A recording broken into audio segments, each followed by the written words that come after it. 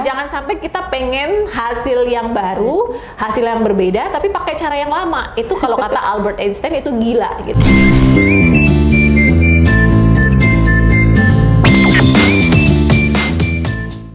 Halo pemirsa Cukup Pedas, jumpa lagi di Cukup Pedas bersama saya Ella Sulistiana. Kalau biasanya Cukup Pedas bersama cowok-cowok ganteng sama Mas Tri dan Mas Trisno yang memandu, kali ini bersama saya. Dan kali ini kita kedatangan tamu Cukup Pedas yang spesial juga, udah jauh-jauh kemari dengan Mbak En Wirono. Mbak, selamat pagi Mbak En. Kita akan mengulas gimana kiat-kiat Mbak En dalam menghadapi pandemi ini, masih tetap bertahan usahanya. Oke Mbak, biar kita ngobrolnya tambah enak, kita buka maskernya. Boleh. Meskipun buka masker, tapi kita tetap mengikuti protokol kesehatan dengan menjaga jarak. Mbak En, apa kabarnya nih? Alhamdulillah baik, sehat walafiat. Alhamdulillah. Gimana nih Mbak, dengan usahanya masih tetap jalan? Alhamdulillah di masa pandemi ini kami tetap jalan ya, walaupun sedikit terseok-seok tapi ya tetap aja running seperti biasa, tetap optimis. Alhamdulillah masih jalan semuanya. Alhamdulillah kalau kayak gitu. Jadi pemirsa perlu for your info nih, Mbak En ini usahanya banyak banget. Dari usaha kuliner ya Mbak ya, dengan apa Mbak? Buntut Sunda Kang Ali. Nah, wajib coba pemirsa sop buntutnya Mbak En. Kemudian ada apa lagi Mbak? Saya ada income realty, jadi jasa di dunia real estate, di dunia properti. Jadi perusahaan perantara jasa properti seperti itu. Kemudian ada usaha apa lagi Mbak? Banyak nih usahanya Mbak En nih. Kita ada toko kecil Tina Mitra Palembang. Jadi itu menjual spesialis tas-tas dari kulit reptil, dari kulit biawak seperti itu. Wah, produk UMKM Sumatera. Tuh UMKM pemirsa. Ya. Di lokasinya di mana Mbak kalau boleh Kantor kita share? Kantor kebetulan kita satu gedung itu, jadi pemanfaatan efisiensi gitu kan, biar satu gedung itu bermanfaat semua. Lantai paling bawah itu kita buat untuk Buntut Sunda Kang Ali di basement. Di lantai satunya itu kita buat Tina Mitra Palembang. Kemudian lantai 2, lantai 3 dan lantai 4 itu kantor Income Realty. Jadi sama-sama ada di Jalan Jenderal Sudirman, pas seberang SMA 3. Seperti itu. Catat pemirsa lokasinya, jadi bisa sekaligus makan, bisa lihat pas juga belanja ya, jadi one stop shopping nih, bisa beli properti juga di situ. Bisa beli properti juga. Wah, lengkap nih usahanya Mbak En. Nah, ini kan banyak usaha Mbak En nih. Mungkin treatmentnya beda-beda ya Mbak ya, antara kuliner, di properti sama di tas. Kalau Mbak En sendiri mungkin ada nggak sih kiat khususnya yang bisa di-share sama pemirsa nih? Apa itu? Baik, jadi memang di kondisi saat ini di dalam dunia bisnis sendiri itu lagi nggak gampang, Mbak Ella. Jadi ini benar-benar krisis yang belum ada benchmarknya ya. Kalau dulu 98 krisis ya, tapi tidak dibarengi dengan krisis kesehatan, ada virus seperti saat ini. Mungkin dulu ada flu MERS, ada SARS segala macam, cuman saya juga belum ada waktu itu gitu. Adapun juga saya belum mengerti seperti itu kan. Dan saya berbisnis itu mulai dari 2009. So, saya ada kena krisis itu mungkin untuk krisis yang dengan tipikal seperti ini adalah krisis pertama. Baru gitu. kali ini ya Mbak. Belum ada benchmarking gitu kan. Jadi waktu pertama kali ini ada barang namanya coronavirus, itu Maret waktu itu, saya juga bingung gitu. Ini mainan apa gitu kan? Ini barang apa gitu. Jadi masih sangat nervous sekali, masih sangat kagok seperti itu. Terus kemudian ya nanya-nanya ke semua teman, ke senior dan lain-lain, dan akhirnya ketemu lah ya gitu bahwa oke, ini adalah saatnya untuk lebih berbenah di manajemen seperti itu. Jadi memang ada banyak waktu longgar waktu itu di Maret sampai dengan hari ini, kalau bisa dibilang itu kan kita ada work from home, ada PSBB dan lain. Dan selain hikmah baiknya juga sebenarnya kan kita dikasih waktu lebih banyak untuk bersama keluarga sebenarnya kan. Dan di situ juga ada banyak waktu yang kita bisa pakai buat belajar. Nah, kalau kiat-kiatnya yang pertama kali harus dipersiapkan untuk kami sendiri itu, saya lebih kepada pertama kali itu adalah leadership kita bagaimana sih dalam menghadapin coronavirus dan pandemik seperti ini. Jadi sebagai seorang leader ya mindsetnya itu harus benar-benar ready gitu. Jangan sampai mentalnya mental saya itu juga lempem seperti kerupuk gitu. Saya sendiri pun harus bisa memberikan contoh bahwa oke, ini keadaan harus dihadapin dan ini jangan berharap akan ketemu kondisi normal lagi seperti itu. Nggak akan ada gitu. Jadi akan ada kondisi yang berbeda, akan ada skema-skema baru, model bisnis yang baru, yang mau nggak mau kita harus adapt gitu. Kita harus adaptasi. Kalau kita nggak adaptasi, kita pasti akan mati, bahkan ketinggalan jauh seperti itu. Dan akhirnya setelah kita sama-sama samakan persepsi, kita samakan mindset dengan tim, akhirnya kita rembukan, kita memakai strategi-strategi baru, kemudian kita juga pakai banyak waktunya kita untuk banyak belajar, karena betul-betul kondisi saat ini kita tuh nggak bisa pakai cara-cara yang lama. Jadi harus betul-betul ya jangan sampai berinovasi mungkin ya Mbak ya. Jangan sampai kita pengen hasil yang baru, hasil yang berbeda tapi pakai cara yang lama. Itu kalau kata Albert Einstein itu gila gitu. Iya gila gitu. Pengen sesuatu yang baru tapi pakai cara lama, nggak bisa gitu. Jadi kalau sekarang kan mau nggak mau kita udah nggak bisa lagi pakai pola penjualan itu hanya secara offline. Harus kita combine juga dengan online seperti itu. Kalau nggak kita pasti tergilas. Dan ada banyak pemain baru yang timbul di krisis ini gitu kan. Dan mereka lebih canggih, anak-anak muda semua.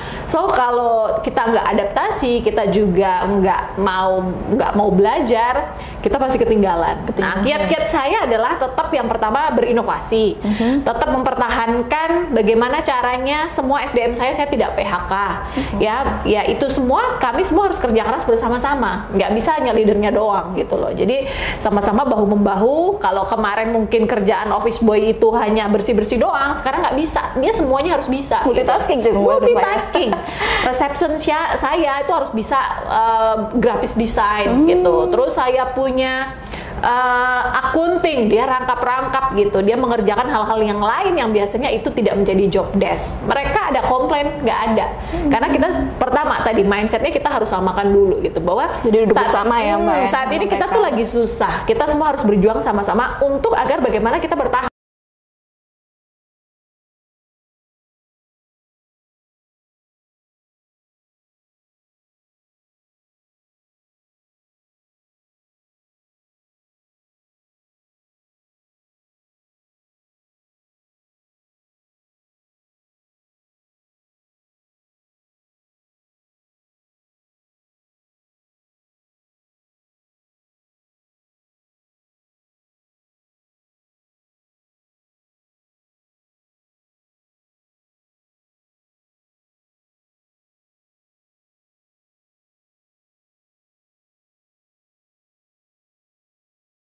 Kita selalu persisten, kita selalu konsisten, ada aja rezekinya. Bahkan agen saya tuh masih bisa closing dengan